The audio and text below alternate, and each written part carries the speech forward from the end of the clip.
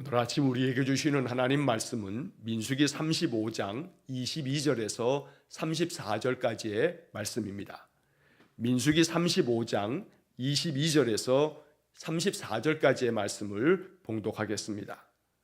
악의가 없이 우연히 사람을 밀치거나 기회를 엿봄이 없이 무엇을 던지거나 보지 못하고 사람을 죽일 만한 돌을 던져서 죽였을 때에 이는 악의도 없고 해하려 한 것도 아닌즉 회중이 친자와 피를 보복하는 자 간에 이 규례대로 판결하여 피를 보복하는 자의 손에서 살인자를 건져내어 그가 피하였던 도피성으로 돌려보낼 것이요 그는 거룩한 기름 부음을 받은 대제사장이 죽기까지 거기 거주할 것이니라. 그러나 살인자가 어느 때든지 그 피하였던 도피성 지경 밖에 나가면 피를 보복하는 자가 도피성 지경 밖에서 그 살인자를 만나 죽일지라도 피 흘린 죄가 없나니 이는 살인자가 대제사장이 죽기까지 그 도피성에 머물러야 할 것임이라. 대제사장이 죽은 후에는 그 살인자가 자기 소유의 땅으로 돌아갈 수 있느니라. 이는 너희의 대대로 거주하는 곳에서 판결하는 규례라. 사람을 죽인 모든 자 곧 살인한 자는 증인들의 말을 따라서 죽일 것이나 한 증인의 증거만 따라서 죽이지 말 것이요 고의로 살인죄를 범한 살인자는 생명의 속전을 받지 말고 반드시 죽일 것이며 또 도피성에 피한 자는 대제사장이 죽기 전에는 속전을 받고 그의 땅으로 돌아가 거주하게 하지 말 것이니라. 너희는 너희가 거주하는 땅을 더럽히지 말라. 피는 땅을 더럽히나니 피 흘림을 받은 땅은 그 피를 흘리게 한 자의 피가 아니면 속함을 받을 수 없느니라. 너희는 너희가 거주하는 땅 곧 내가 거주하는 땅을 더럽히지 말라. 나 여호와는 이스라엘 자손 중에 있음이니라. 아멘. 자, 오늘 22절에서 34절까지의 말씀도 우리가 어제 보았던 말씀에 계속되어진 연장입니다. 자, 이 35장의 말씀에서는 하나님께서 레위 지파를 위해서 48개의 성읍을 12지파를 통해서 제공하도록 그렇게 명령하시고 그 48개의 성읍 가운데에서도 요단강 동쪽 땅의 3곳 그리고 이 가나안 요단강 서쪽 땅의 3곳을 정해서 총 6개의 도피성을 만들도록 하나님 명하셨습니다. 자, 이 도피성이라고 하는 것은 부지 중에 살인한 자가 이 도피성에 도망쳐 가 있으면 그가 재판을 받을 때까지 그 생명이 보호를 받는 그런 법적인 장치를 하나님 만들어 주신 것입니다. 최종적인 판결이 내려질 때까지는 그의 생명을 존중히 여겨서 그를 보호해 주는 그가 도피할 수 있는 그러한 성읍 바로 그것이 도피성입니다. 자, 오늘도 그 이야기가 몇 가지 더 연장되어지면서 이 도피성이라고 하는 것이 가지고 있는 영적 의미를 우리에게 말씀해 주고 있습니다. 자, 이 도피성은 우리 죄인된 인간이 우리의 죄를 그저 우리가 비록 그 죄로 말미암아 형벌을 받을 자이지만 그러나 그 도피성에 피하여 있음으로 말미암아 죄사함 속에 거할 수 있는 그 생명을 보존하는 그러한 길이 되어지기에 이 도피성은 영적인 의미에서 예수 그리스도를 상징하는 그러한 의미를 담고 있습니다. 하나님께서 이스라엘 그 삶의 자리에 곳곳에 도피성을 세움으로 말미암아 부지 중에 실수하여 사람을 죽였을 때에 그의 그 마음을 긍휼히 여겨서 그로 하여금 도피성에서 그 생명을 보존토록 그렇게 만든 것처럼 죄 많은 인생들이 이 땅에서 그 죄의 값으로 죄의 삭은 사망이라 하시는 하나님의 법대로 우리는 우리의 죄로 말미암아 죽을 수밖에 없는 인생이지만 도피성 대신 예수 그리스도께 피함으로 말미암아 주님 안에 거함으로 말미암아 우리가 우리 주님의 돌보심 안에서 그 생명이 보존되어지는 은혜를 하나님께서 허락하셨다는 겁니다. 자, 오늘 이 본문의 말씀 22절을 시작하기 전에 바로 그 앞에서 어제 보았던 말씀의 마지막 구절 21절의 말씀을 보면 아기를 가지고 손으로 쳐 죽이면 그 친자는 반드시 죽일 것이요 라는 구절이 나옵니다. 다시 말하면 악한 의도를 가지고 사람을 쳐 죽이면 그 살인자는 반드시 죽여라 라는 겁니다.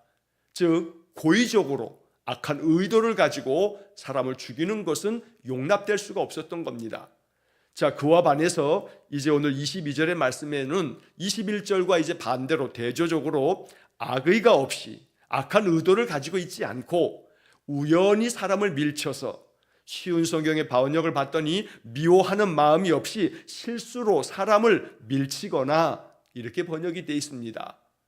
악한 의도를 가지고 있지 않고 미워하는 마음을 가지고 있지 않은 채로 어떻게 하다가 실수로 사람을 그저 밀치게 됐는데 그 사람이 그 일로 인하여서 상하거나 죽음을 맞이하게 됐을 때 또 기회를 엿봄이 없이 그저 호시탄탐 내가 저 사람을 어떻게든 죽여야겠다라고 하는 그런 계획적인 의도적인 그런 것이 아니고 그저 우연히 무언가를 어떻게 던지게 됐는데 혹은 떨어뜨리게 됐는데 그걸로 말미암아 사람이 그저 죽음을 맞게 되어졌을 때, 그래서 23절에 보지 못하고 사람을 죽일 만한 돌을 던져서 죽였을 때에, 그래서 이처럼 22절과 23절은 미워하는 그러한 마음 없이 악한 의도가 없이 또 그저 기회를 엿보는 것이 아닌 그저 실수로 자기도 그렇게 될 줄 전혀 예상치 못했던 가운데 사람이 죽었을 때에 이것은 악의도 없고 해하려 한 것도 아니기 때문에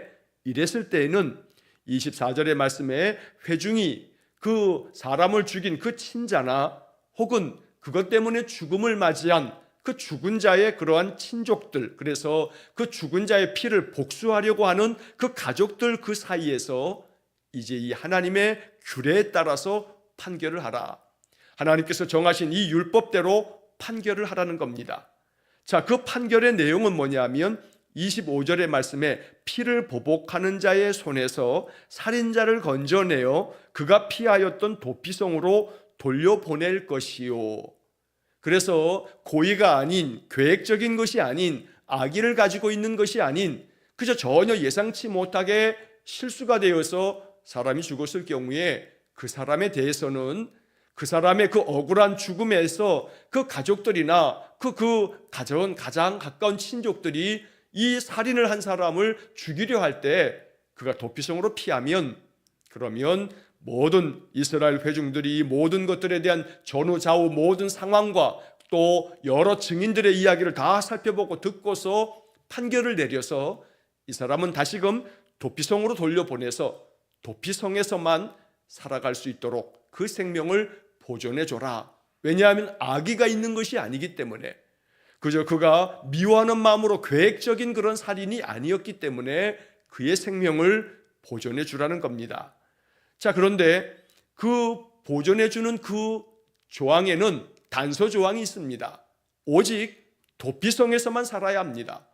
만약에 도피성을 벗어나게 되면 그 도피성에서 벗어나는 순간 이 살인자가 비록 고의가 아닌 우연히 잘못 실수로 하여 악의 없이 사람을 죽였다 하더라도 죽은 자의 입장에서는 억울하기 때문에 이 살인자가 고의가 아니라 할지라도 그렇게 살인을 한 것은 분명한 사실이기 때문에 하나님이 자비를 베풀어서 도피성 안에서만 살게 만드셨는데 만약에 도피성을 벗어나 바깥으로 나오게 되면 그러면 그 죽임을 당한 자의 친족들이나 가족들이 이 살인자를 죽인다 하여도 죄가 안 된다는 겁니다. 그러니 오직 그는 도피성 안에서만 살아야 하는 것입니다. 어찌 보면 생각해 보면 악의가 없이 기회를 엿봄이 없이 그저 의도적이지 않은 그러한 살인을 했을 경우에 이 사람이 도피성에 머문다라고 하는 것은 그 사람의 입장에서는 생명을 보존할 수 있기 때문에 그저 은혜이긴 합니다만 또 한편에서는 도피성에만 머물러야지 도피성을 벗어나게 되면 그 보복하는 자에 의해서 죽임을 당한다 할지라도 그것은 죄가 되지 않다라고 했기 때문에 어찌 보면 도피성은 그의 그 몸을 구금하는, 감금해 두는 감옥과도 같은 그러한 모습이 아닌가 하는 생각이 들기도 합니다. 자, 그런 점에서 이 도피성이라고 하는 것은 바로 죽임을 당한 자의 가족의 입장에서는 이 살인한 자가 도피성 안에서만 머물러 있어야 하기 때문에 그가 자유롭게 자기가 살던 곳으로 가서 가족들과 함께 살 수 있는 것도 아니고 가까운 사람들과 여러 가지 활동을 하면서 살 수도 없는 오직 도피성 안에서만 머물도록 그렇게 만들어 놨기 때문에 일정 기간 동안의 구금 상태가 되어지는 그런 효과가 있는 반면에, 그러나 살인자의 입장에서는 그래도 자기가 사람을 죽인 것에 대하여 자기도 죽어야 됨에도 불구하고 자기의 생명을 보존하였기 때문에 이것은 그에게 주어지는 은혜이기도 했던 겁니다. 이처럼 하나님께서는 악의를 가지고 있지 않는 사람이 사람을 죽였을 때에는 이러한 규례에 따라서 판결을 내려라 라고 말씀합니다. 자, 그런데 그러한 가운데에서도 굉장히 중요한 복음이 이 속에 담겨져 있습니다. 자, 이렇게 고의가 아닌 악의가 없이 사람을 죽인 자가 도피성 안에 이제 거하게 되어졌을 때, 판결을 받고 다시 도피성으로 가서 거기서 살게 됐을 때 그가 자유를 얻게 되어지는 때가 있습니다. 그때가 언제냐 하면 25절 그 중간에 보면 그는 거룩한 기름 부음을 받은 대제사장이 죽기까지 거기 거주할 것이니라. 이게 아주 굉장히 중요한 복음의 말씀이 됩니다. 자, 이렇게 고의가 없이 사람을 죽였다 할지라도 그가 사람을 죽인 것은 분명하기 때문에 판결에 의해서 도피성 안에서만 머물도록 그런 판결이 내려지게 되면 이 사람이 가족들과도 다 격리된 채로 도피성 안에서만 살아야 되지만, 만약 이 도피성이라고 하는 것은 레위인들에게, 제사장들에게 허락되어진 그러한 성읍 가운데 하나이기 때문에 그 도피성에서 그 해에 대제사장이 돌아가시면 대제사장이 죽기까지는 도피성에 머물러야 하지만 대제사장이 죽으면 그때는 자유를 얻어서 다시 자기의 집으로 돌아갈 수가 있었던 겁니다. 자, 그래서 여기서 대제사장의 죽음이라고 하는 것이 굉장히 상징적인 의미가 있는 겁니다. 대제사장이 죽을 때까지는 그 살인자들이, 고의가 없이 살인한 사람들이 거기에 머물러야 하지만 대제사장이 죽게 되면 그는 다시금 자유의 상태가 돼서 자기의 집으로 돌아갈 수가 있었던 것입니다. 자, 여기서 대제사장의 죽음이라고 하는 것이 갖고 있는 의미는, 대제사장은 모든 백성들의 죄를 하나님 앞에 중보하는 중보자의 역할을 감당합니다. 자, 그렇기 때문에 대제사장이 죽으면 그의 죽음은 모든 백성들의 죄를 다 짊어지고 죽는 대속의 죽음의 의미를 갖고 있는 겁니다. 그래서 도피성에서 그 생명이 보존된 죄인들이 대제사장이 죽으면 그의 모든 죄가 대제사장의 죽음과 함께 모든 것들이 다 속하여지기 때문에, 용서함을 받기 때문에 대제사장의 그 죽음으로 말미암아, 그의 피로 말미암아 모든 죄가 다 속함을 받았다. 그래서 그 모든 도피성에 피하여 있는 부지 중에 살인한 그 자들이 다 자유를 얻게 되어지는 그러한 율법이 오늘 본문의 25절의 말씀인 겁니다. 자, 여기서 이 대제사장의 죽음은 바로 예수 그리스도의 죽음과 연결되어지는 영적 의미를 갖습니다. 히브리서 4장 14절 말씀에 보면 예수 그리스도가 우리에게 대제사장이라고 말씀하고 있습니다. 그러므로 우리에게 큰 대제사장이 계시니 승천하시니 곧 하나님의 아들 예수시라. 하나님의 아들 예수님께서 우리의 대제사장이 되신다라고 히브리서 4장 14절에서 말씀하고 있는 겁니다. 자, 그러므로 대제사장이신 예수님께서 십자가에 달려 죽으심으로 말미암아 우리의 모든 죄가 대속함을 얻어서 우리가 다 속죄함을 받게 된다라고 하는 것이 오늘 이 민수기 35장의 말씀과 또 히브리서 4장으로 이어지는 이 말씀들을 통해서 예수 그리스도의 십자가의 죽음이 우리의 모든 죄를 사하는 하나님의 섭리, 하나님의 계획과 역사하심이 된다는 것입니다. 자, 그러므로 사람이 죄를 속함받는 것이 그저 죄를 지었을 때 그 죄에 대한 형벌을 받음으로 죄가 사함받는다라고 말할 수 있지만, 그 죄에 대한 형벌을 우리가 가지고 있는 본성의 악과 죄, 우리가 하나님 말씀 앞에 불순종하고 하나님의 뜻을 거역하고 하나님께 대한 불신앙으로 살아갈 때 이 죄는 어떠한 인간이 만들어 놓은 어떤 법의 테두리에서 정한 형법에 의해서, 민법에 의해서 우리의 죄가 속함받을 수 있는 문제가 아닌 것입니다. 하나님께 대한 불신앙, 하나님께 대한 불순종의 이 죄는 오직 우리로 하여금 그 사망에 이르는 죄가 되어지지만 오직 예수 그리스도의 십자가의 죽으심으로 말미암아 대제사장의 죽음으로 말미암아 도피성에 피하여 있던 자들이 자유를 얻는 것처럼 예수님의 십자가의 죽음으로 말미암아 우리가 참된 자유를 얻음으로 하나님의 거룩한 백성이 되어지고 하나님 자녀가 되어지는 은혜를 얻게 되는 것입니다. 그래서 대제사장이 죽기까지 도피성에서 구금 상태에 있지만 거기서 생명을 보존받을 수 있지만 대제사장의 죽음으로 말미암아 그의 모든 죄가 다 속함받고 그가 다시금 자기의 소유했던 땅으로 돌아갈 수 있다라고 하는 것이 26절, 27절, 28절까지 이어지는 말씀인 것입니다. 자, 그래서 26절, 27절에서는 그 살인한 자가 오직 도피성 그 안에만 머물러야지 도피성 지경 바깥으로 나가게 되면 피를 보복하는 자가 이 도피성 지경 바깥으로 나간 이 살인자를 만나게 되면 그를 죽여도 관계없다고 말하는 것입니다. 또 28절의 말씀에서 지금 말씀드린 것처럼 이 살인한 자가 도피성에 머물러 있지만 대제사장의 죽음까지 그가 죽은 후에는 다시 그가 자기의 소유의 땅으로 돌아갈 수 있다.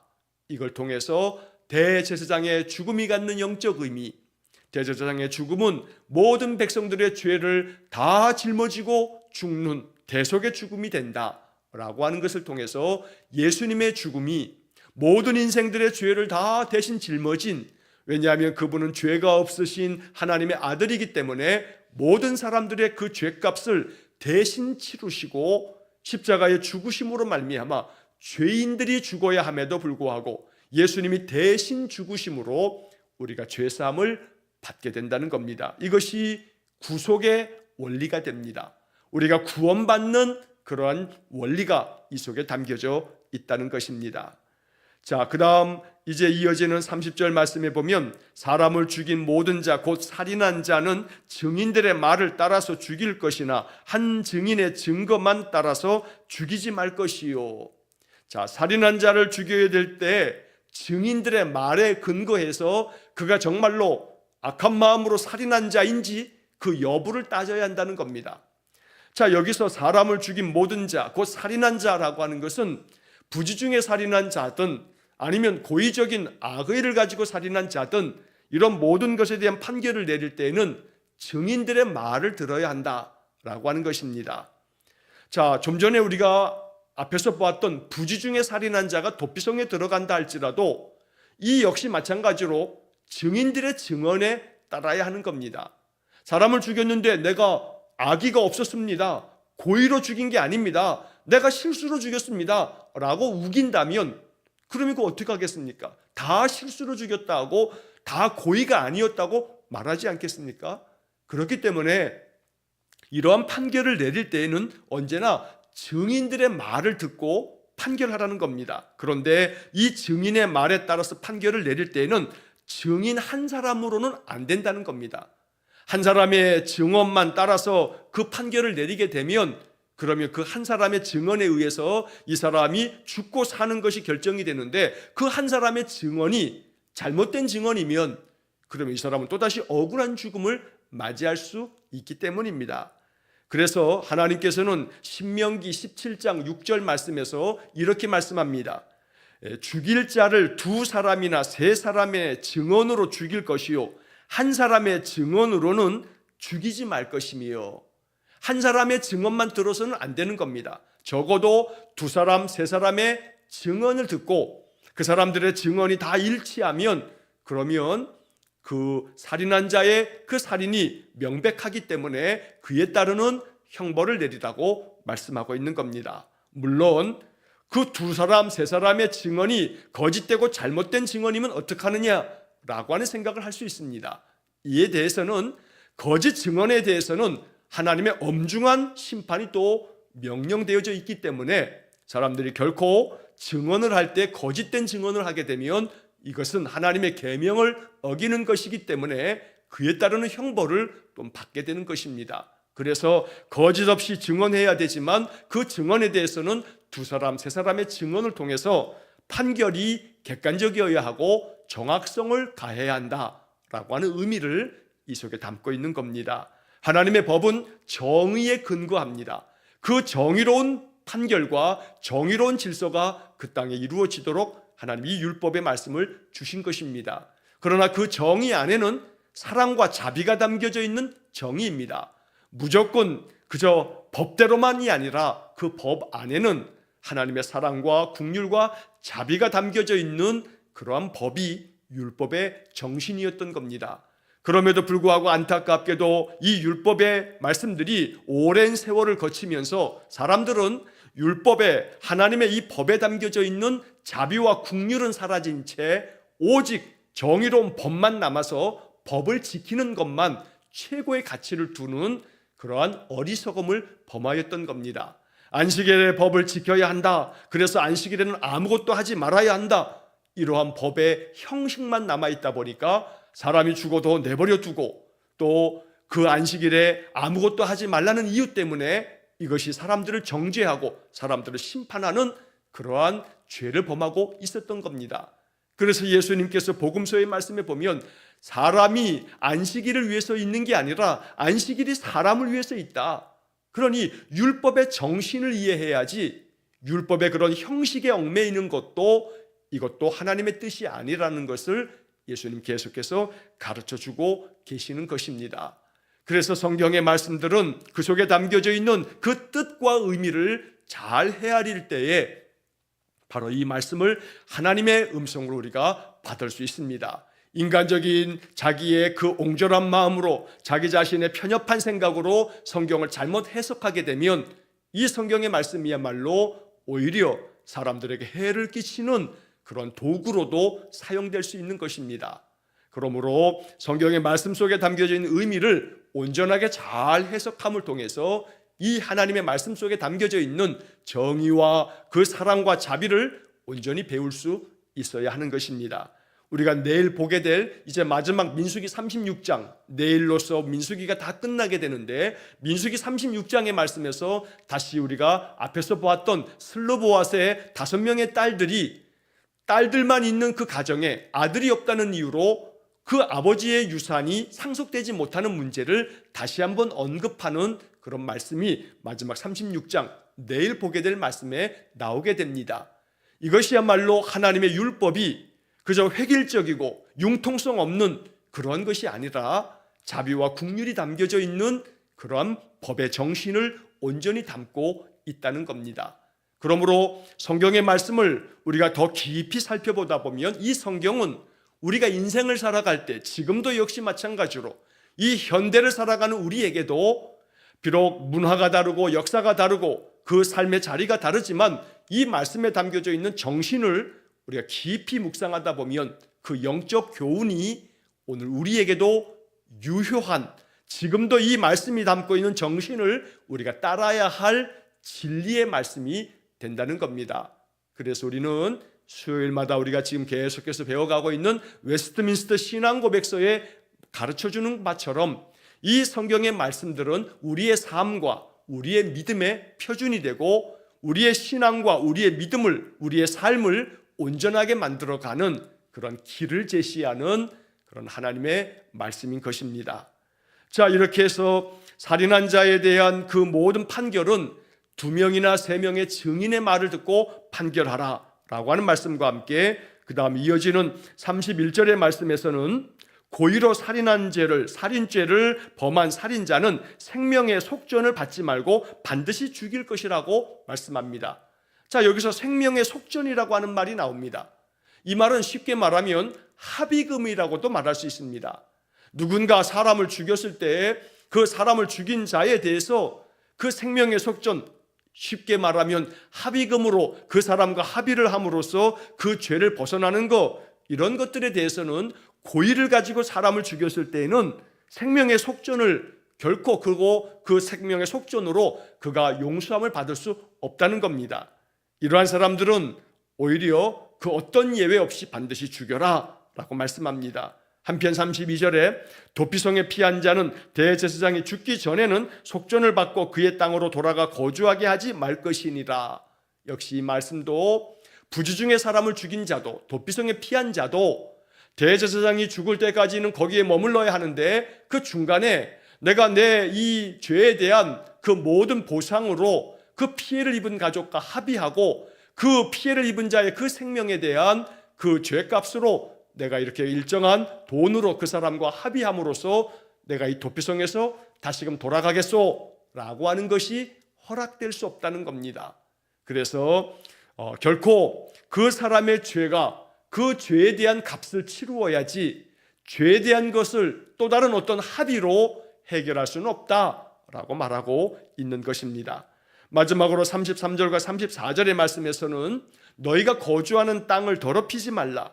이 땅을 더럽히는 것은 사람을 죽임으로 인해서 그 피가 땅에 더럽혀지면 땅이 부정해지고 땅을 더럽히는 것이 되기 때문에 피 흘림을 받은 땅은 그 피를 흘리게 한 자의 피가 아니면 속함을 받을 수 없다. 다시 말해서 내가 누군가 어떤 사람이 사람을 죽이게 되면 그 사람을 죽임으로 말미암아 그 땅이 더럽혀지고 부정해졌을 때 그 죽인 자, 살인한 자의 피로 말미암아만 그 땅이 거룩하면서 이 다시금 속함을 받을 수 있다는 겁니다. 그 피가 아니고서는 속함을 받을 수 없다는 겁니다. 자, 그렇기 때문에 이 우리가 거주하는 땅이 더럽혀지지 않도록 살인하지 말라는 것이고 하나님의 그 말씀과 계명에 따라 이웃의 생명을 존중히 여기며 사랑 가운데서 살라고 엄히 명하고 있는 것이 오늘 이 본문 33절이 담고 있는 뜻입니다. 그러면서 34절은 또 하나 중요한 이유를 말씀하고 계시는데 너희는 너희가 거주하는 땅 곧 내가 거주하는 땅을 더럽히지 말라. 나 여호와는 이스라엘 자손 중에 있음이니라. 이 마지막 34절의 말씀이 오늘 본문에서 또 대단히 중요한 복음의 말씀이 됩니다. 너희가 거주하는 땅을 더럽히지 말라. 왜냐하면 너희가 거주하는 그 땅에 여호와 하나님이 거하시고 계시기 때문에 하나님이 계시는 곳이기 때문에 이 땅을 더럽히지 말라. 즉 이 땅에서 사람을 해하여 죽이지 말라. 사람의 생명을 귀히 여겨라 말씀합니다. 왜냐하면 이 땅에 하나님이 이스라엘 자손 중에 계시기 때문이다. 오늘 이 말씀처럼 하나님이 우리가 사는 이 땅에 하나님 함께 계시며 그러므로 하나님이 계신 이곳에서 악을 행하지 말라는 겁니다. 너희가 살고 있는 너희의 그 거주하는 땅에 하나님이 계시니 하나님이 계신 곳에서 죄를 행하지 말라는 겁니다. 이것이 이스라엘 백성들에게 엄중한 명령이 됩니다.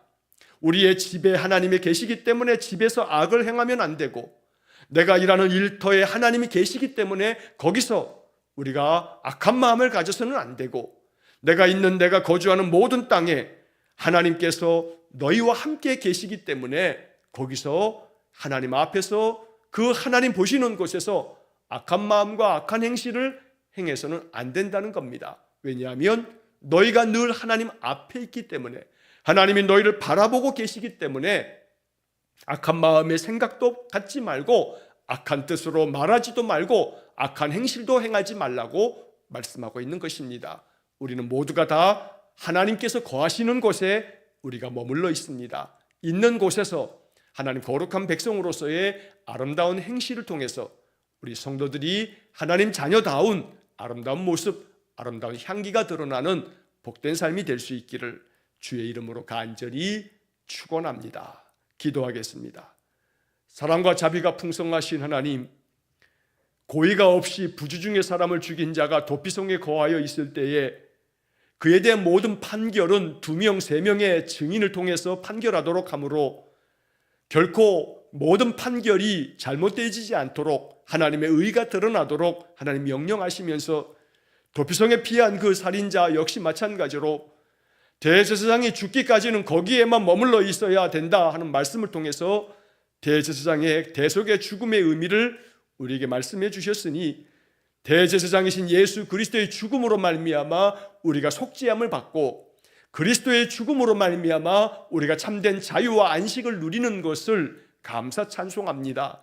날마다 내게 있는 대제사장 예수 그리스도께로 늘 피하여 주님의 날개 아래 거하는 우리 성도들 되게 해주시고 하나님이 거하시는 그 거주하는 땅에 우리가 있으므로 늘 여기서 하나님의 의를 이루고 하나님의 뜻을 따라 순종하며 살아가는 믿음의 성도들 되게 해 주옵소서. 내가 있는 삶의 자리, 가정에서, 일터에서, 내가 거하는 모든 곳에서 거기에 하나님 계심으로 언제나 그 있는 곳에서 그리스도인다운 아름다운 행실로 인생을 살아가는 우리 성도들 되게 해 주옵소서. 오늘도 한날의 모든 삶을 주님께 의탁하오며 예수님 거룩하신 이름으로 기도하옵나이다.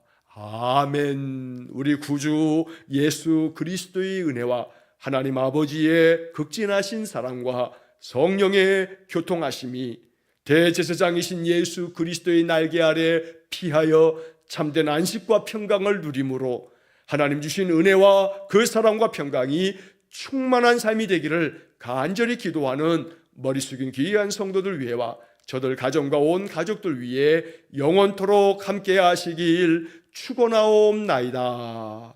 아멘.